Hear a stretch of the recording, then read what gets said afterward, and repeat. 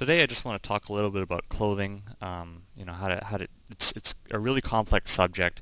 It's not something that you can get away with. You can't sort of cheat and just draw clothing like this on people because it winds up looking really cut out and lame. So how to, that's pretty much in keeping with trying to draw trees like this, right? I mean, only children draw trees like that. Well, then again, I've met a lot of adults that draw like children as well. So you want to draw professionally, you want to draw good clothing, then it's important that you understand, how the clothing actually behaves, how it interacts with form, because clothing or any kind of fabric requires something underneath it to support it, or it collapses in a heap. Like when you pass a lightsaber through Obi-Wan Kenobi, look what happens to his robes, right? So you need to have some amount of form underneath, solid form, mind you. Okay, so all this stuff here it's got depth, it's got thickness, it's got roundness to it. It's not flat. So now, when you deal with clothing, I said earlier that it's very complex. Let's just look not at fabric. Let's look at just a simple string. Okay, we take a piece of string like this, right? Rest it on a person's shoulder. We turn on gravity. What happens is, well, the string is just going to fall. It's going to fall straight down like that. And this would all be fine and good if we had, if we were to take a piece of cloth fabric, cut a hole for the neck, right? And maybe I guess that, the cloth might be cut like so. We turn on gravity, and then what happens is the whole thing just drapes down and falls like so. But of course, the sides are still open. So there are going to be some funny things that go on. If I take multiple strings and just drape them straight down, this is generally what's going to happen to the cloth. But if we go and, we see that the sides are still open, so a bunch more things are going to happen. That is, well, here, let's look at this cloth. Let me just draw the cloth in several separate stages. All right, we've got one piece of cloth that's like this, and you have the piece of cloth that kind of drapes down and does this. It's folded, and it goes back. Okay.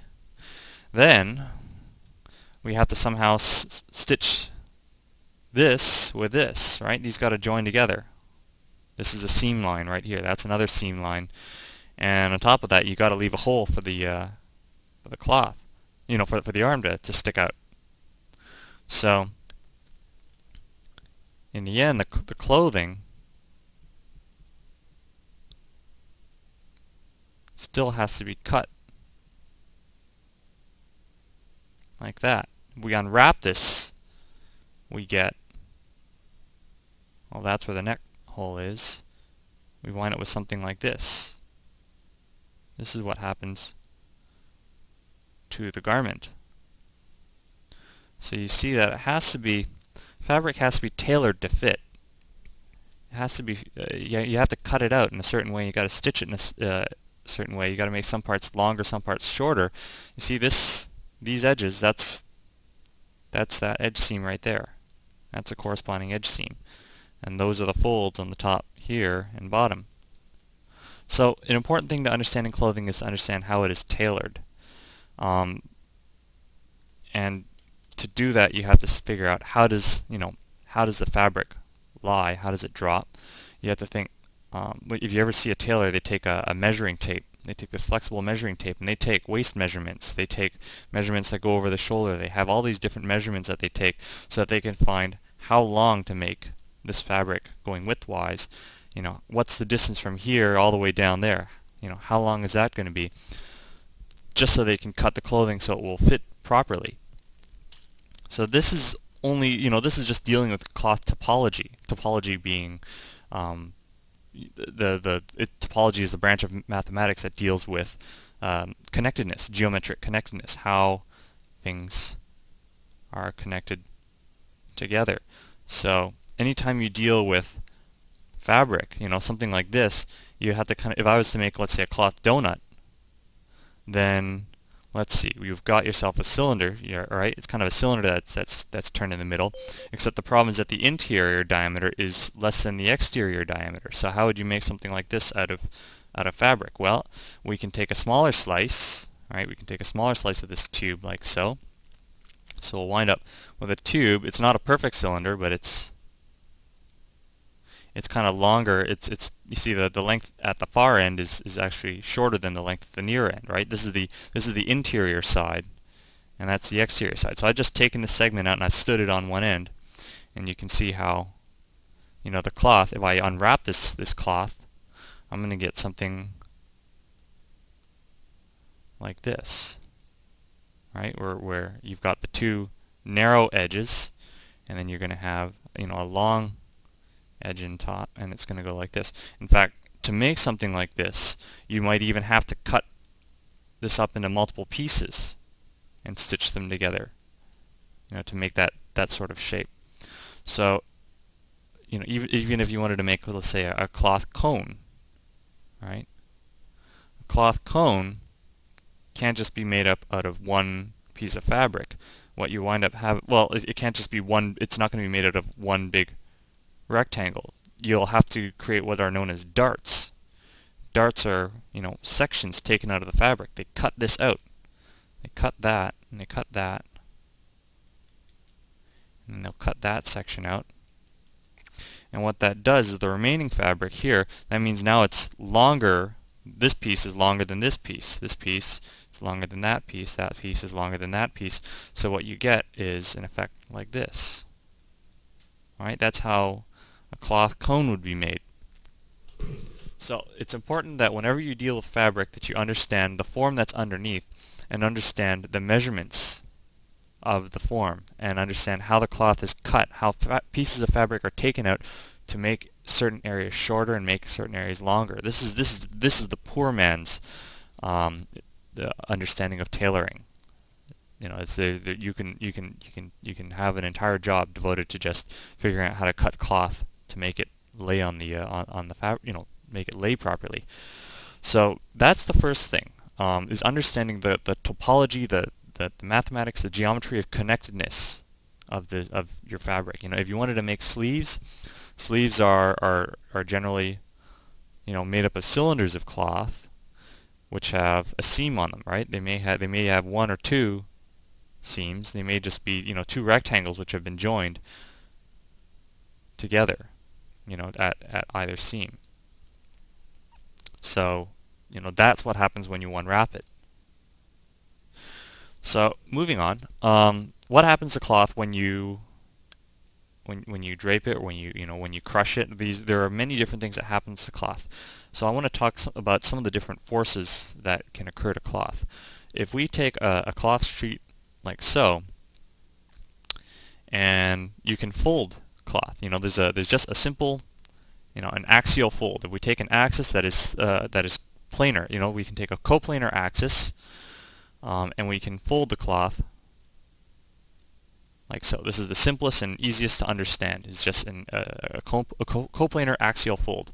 You know, I can take the same piece of fabric,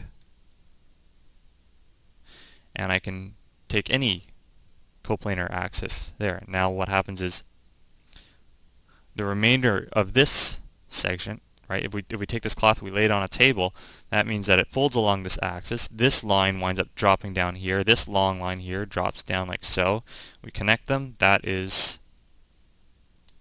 there it is. That's a simple coplanar axis fold.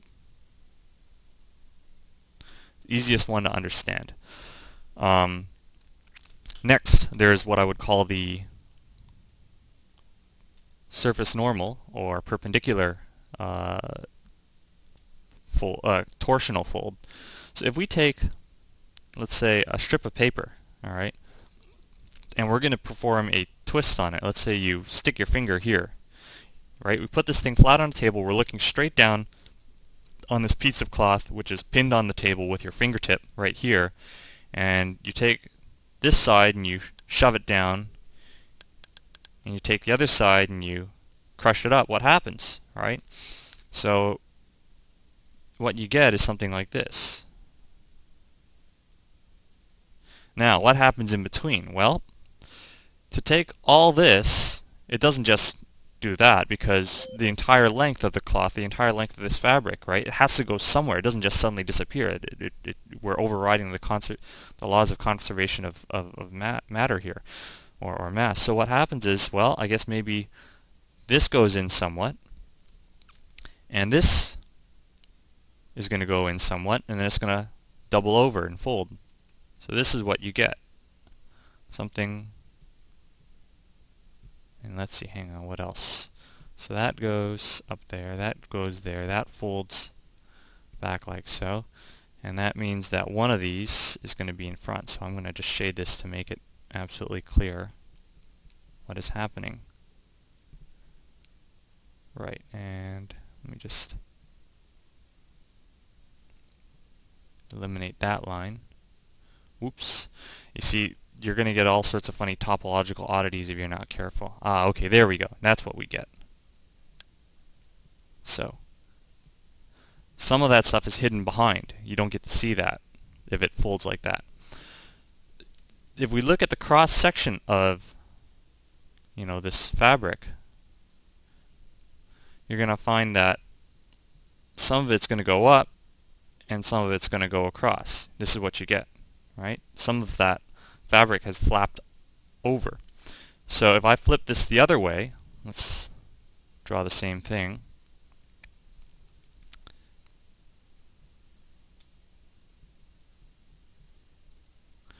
Then, if it flips the other way,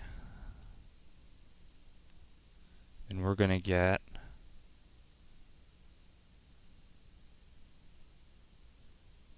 something like that, yes. So what's happened now is I've taken this flap and I've just flipped it over, right?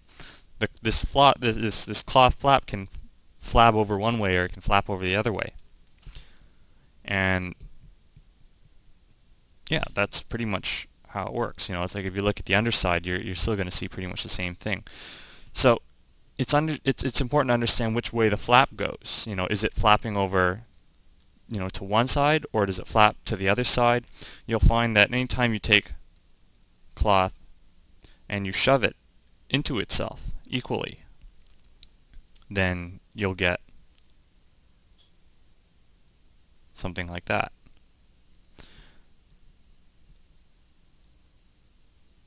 This is the cross section. So if I draw another cross section that is the same, and when we connect those up together,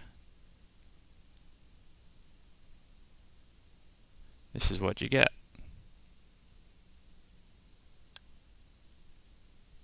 So even a cloth wrinkle has dimension to it. Any kind of fold, any kind of flap will have some sort of dimension to it. And you'll find that, you can have all kinds of flap cross sections. You can have something like that. You can have so something like this is going to give us, well, like that, right? This is what we're going to get. You can have a cross section that goes the other way.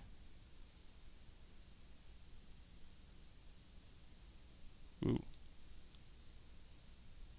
And now it flaps like so. So that's the underside there. And then this gets eliminated. So cloth wrinkles, very, very complex things. And the only way that you can understand where the wrinkles should start, where they should end, how the wrinkles should fall, is if you understand all of the forces that are acting upon the cloth.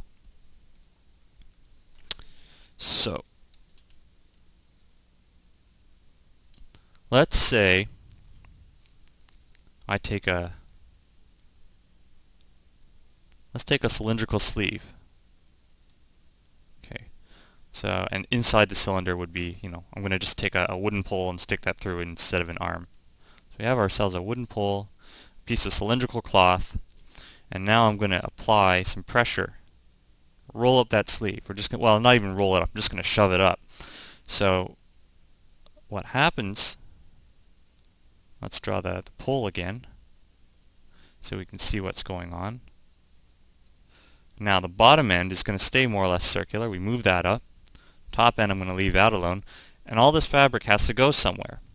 Now, if we were to just treat these as a pair of strings, let's say we went and had a bunch of threads, just loose threads, 4 loose threads, one on the front, one on the left side, one on the right side, and well, hey, maybe make it a number of loose threads. Well, what they're going to want to do is they're going to want to do this. They're going to want to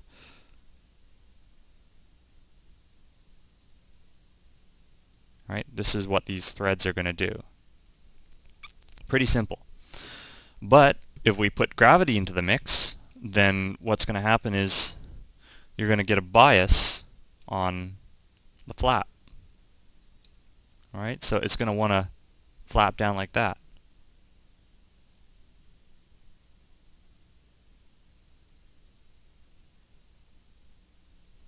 That's what's generally going to happen. Actually, hang on, I got a little too far ahead of myself, but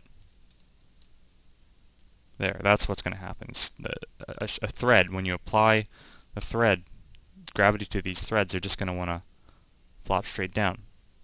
Gravity is just one force. You can have inertia. Inertia is you can get any kind of acceleration is going to cause these threads to swing one way or the other.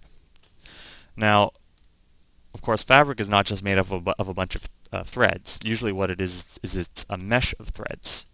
So if I had a piece of string that went around here, and another piece of string that went around here, and another piece of string that went around here, another one that went around there, you can see that unless the cloth is cut in such a way that it allows the string to get thicker and thicker, that we can have a greater and greater circumference around the side, this is not a complete simulation of what happens to the cloth when you compress the ends together on a cylinder.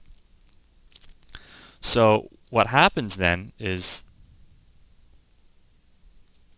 well, let's see, that means we're going to have 2 forces at work. We're going to have 2 things that the cloth is going to want to do when you shove the cloth up against itself. First of all, if we just look at a cross section, the cloth is going to want to do this. Right? It's just going to want to, the cloth has to go somewhere. But then we've got these rings here, right? We've got the lateral, well, we've got gravity, so gravity's going to want to make it do this, right? And then, if we just take gravity out of the mix for a second, and we have this, all right. The cloth is just buckling out to the side because, well, it's got nowhere else to go.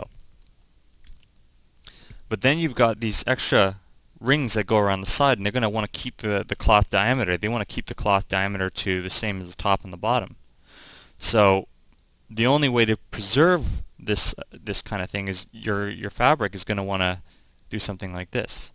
The parts where it is denting out the most are going to dent inwards. And the reason that, so just as to keep the circumference consistent. And what else? All right. And the reason why these things don't dent in any further than this, in the cross section, the reason they don't dent in that, all that far, is because there's the mass of the arm that's in there that's going to stop the fabric. So it's going to dent in as far as that. It might dent in a little, but this is the limit. It can't dent in past your arm, right? It can't. The fabric will not start crushing your arm. That's why it's important to understand the structure of what is underneath the cloth for this to happen. And now if we look at the line length, the total line length, if we took this crinkle here and we stretched it out, it should be the same length as the original stretched out piece of cloth. So this is what's going on. Every time you have to draw cloth wrinkles, there's a lot of simulation that goes into this. Now, another thing that's going to happen with cloth when you compress it is, let's get some room here. Hang on. Hang on. It's kind of handy to see all these extra bits here. So let me just cut and shuffle things. I'll just cut that and shuffle it over here, and then I'll just cut that and I'll shuffle it over here. Okay, good.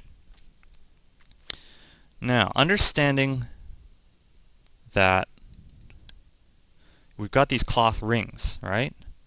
So these cloth rings, they want to go out to the side, right? Anytime you pull a cloth ring at just 2 points out to the side, what does the cloth ring do, right? If I take a circle and I pull on it in this direction,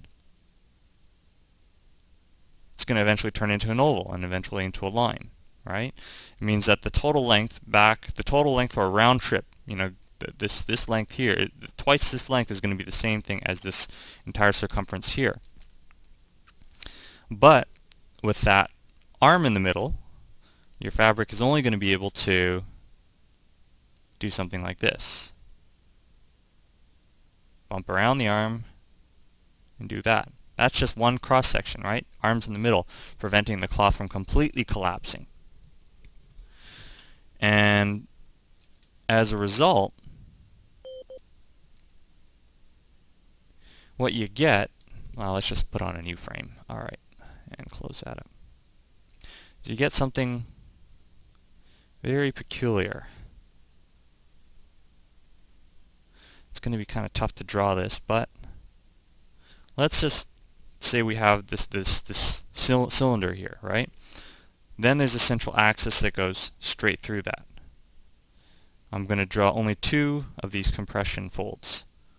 We take an axis that goes like so, and another axis that goes like this. So these 2 are 90 degrees to one another. Now you get the cloth that kind of comes out like that.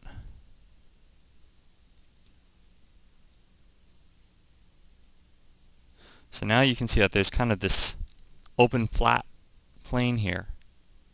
Same thing over here. There's another open flat plane. And it goes around the other way. And over here, you get another open flat plane. And up here, see there's these points here. There's these axial points. These are the directions they generate these kind of triangular shapes. You get another open flat plane like so. So this is what the cloth is generally going to try and do. It's going to make these. We're going to get another open flat plane here. So you can see it's not like what I've got here isn't perfect. It's very hard to do. This is something I learned. I taught myself only recently. But this is what cloth is going to do as you compress it. If you compress it, the cloth is going to buckle out to the sides. But there's also going to be the cloth is going to try and maintain its length going this way, just as it's also trying to maintain its length going this way. And you'll find that these wrinkles are all going to stagger. So there's a lot of things at work whenever you deal with cloth that gets crumpled. Now, anytime you have, seems a little too complex to draw, but I think one of the best things I can recommend for a person, to do for this kind of exercise is to just practice. Practice taking cylinders and putting fabric on them and trying to figure out how the fabric collides with the surface underneath and how it folds and compresses. Because eventually, you just want to be able to simulate the stuff in your head. You want to be able to take any kind of right. I forgot to show you. What happens if we take a hinge joint, like an elbow?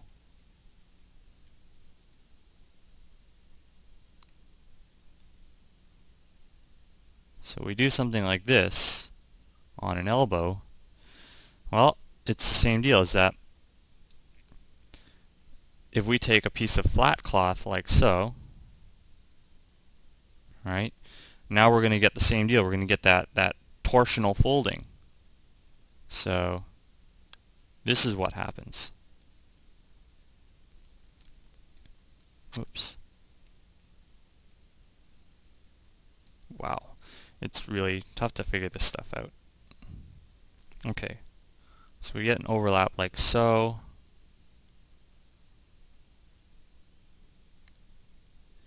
If we just do that. Ah, here we are. Yeah, okay, there we go. That's how the fold goes. So that means that right here, that's one entire flap right there. Then we don't get to see that. And it's so tough to do this. This is why it's not easy to master cloth just like that. You're going to get this on both sides, because on both sides there is another piece of cloth out there that's doing the same thing. Also, when you have cloth that's going down the front of the surface, right? You've got cloth here in the front, and you compress it. It's going to want to buckle up as well, right? It's going to want to buckle like that. The underside plane here. There's another underside plane, all right? So when you take all of these and you join them together, all right, you take this flap that comes up here and you join it with, that's really where the edge is, so that happens down there. Okay, so when you take this loop and you join it with that and the one on the other side, it's really tough because it's many things that are all happening at the same time. And you have to get them all working together. You have to coordinate them. Okay, so maybe something like that. This is what you get. Something like this. And you'll find that, there's my, we look at the cross section of things. That goes around there. This disappears down there, comes out there, goes out like so. And all these other pieces just kind of disappearing inside. So it's like a kind of a lopsided donut. And all of that, this lopsided donut's all going to point towards the joint. And you may get more than one ripple.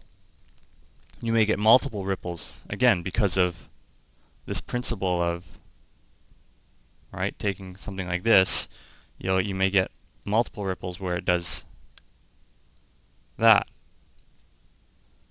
So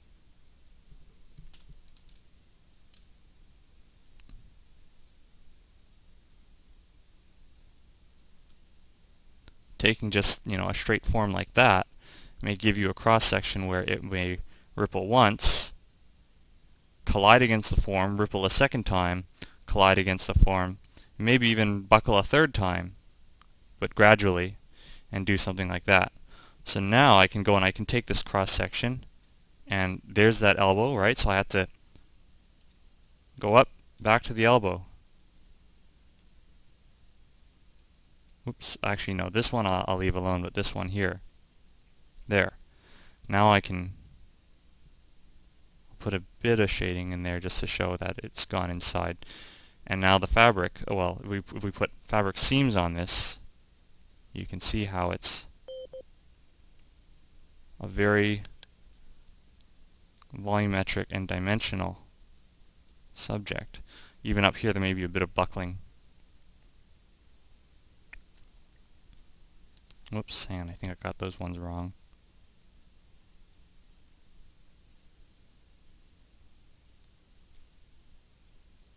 See? So, not something you can get with cutouts. You really have to take this apart and think about it. Like stay up a few nights and just work out some simple cloth simulations. So that try them on just a bend. Try them on on a straight crumple. Right, there's a straight crumple. And you can draw, do draw cross sections to help you figure out and understand some of these forces at work. Um,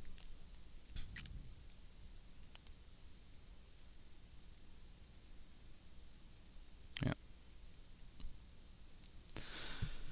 There's also the direction, at which you look at things, right? I can make so that one side of the cylinder gets closer, the other one gets further. There's the bias for the flap. There's a flap, and then there's a crevice. The flap is the part that goes outwards. The crevice can only go as far as colliding with the surface. So something like this, I can have a simple flap. That's the interior of the flap. There's the overlap there. That goes like so. This goes inside, and now this goes back up to touch the surface.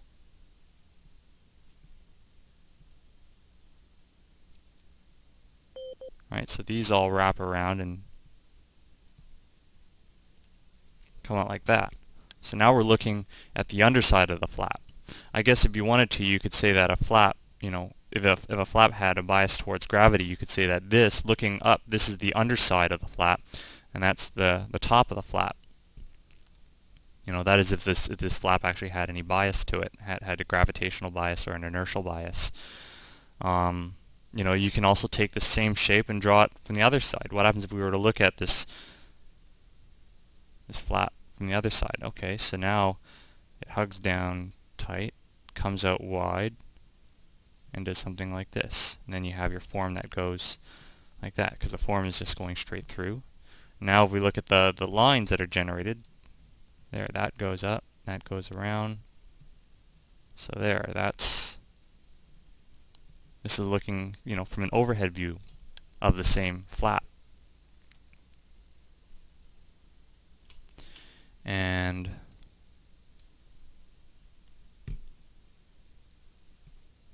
looking at a bend of an arm.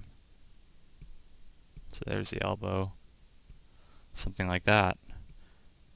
There, I can take this, I put the overlap there, so I've biased the flap like that. And I'm trying to curve it back towards the tip of the elbow. Here, there's my anchor. So even though that's going back, I may still have, every time you do wrinkles, I try to put the wrinkles, going towards the end of the limb. This is the end here. I don't just draw straight wrinkles. So that goes like that.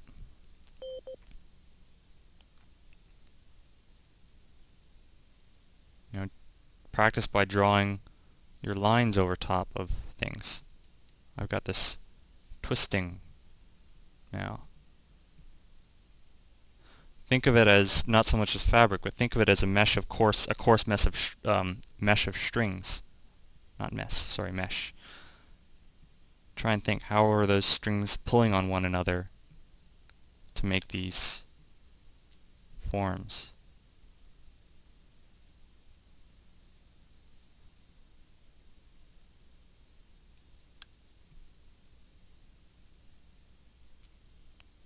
So always remember, if it doesn't have any volume to it, if you find that you're just drawing cutout shapes, that's the escape of someone who doesn't understand what they're actually trying to draw. So need to practice this. Take a towel, throw it on the floor, and look how it crumples and try and figure out. Don't just look at it as a bunch of lines, but try and figure out, how is the cloth interacting? How is this cloth behaving?